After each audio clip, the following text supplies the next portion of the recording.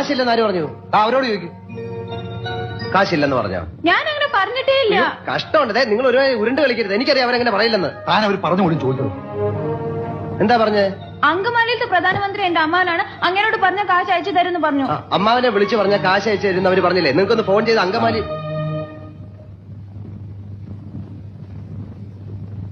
അങ്കമാലിയിലെ അമ്മാവൻ ആരാന്ന് പറഞ്ഞ്? പ്രധാനമന്ത്രി.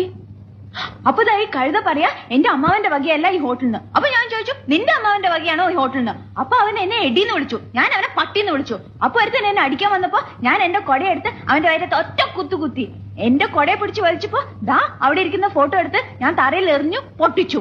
പിന്നെ ഒരുത്തൻ എന്നെ പിടിക്കാൻ വന്നപ്പോ ഞാൻ ഫോൺ എടുത്ത് അവന്റെ തലയിൽ ഒറ്റ അടി വെച്ചു. എന്നിട്ട് ഒരുത്തൻ എന്റെ അടുത്ത് വന്ന് പറഞ്ഞു അവന്റെയാണ് ഈ ഹോട്ടലിന്. അപ്പൊ ഞാൻ അവന്റെ അപ്പൂപ്പനെയും അമ്മുവിനെയും ഒക്കെ ചീത്ത പറഞ്ഞു. അവൻ പോലീസിനെ വിളിക്കുന്നു പറഞ്ഞപ്പോ അവിടെ ഇരിക്കുന്ന പൂച്ചട്ടി എടുത്ത് അവന്റെ തലയിൽ ഒറ്റ അടി വെച്ചു കൊടുത്തു. അവനെ ആസ്പത്രി കൊണ്ടുപോയി.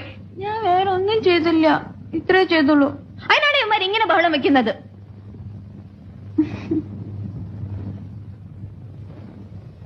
വട്ടാണല്ലേ? എന്നോട് ഒരുപാട് പേര് ഇങ്ങനെ ചോദിക്കണു, അതെന്താ?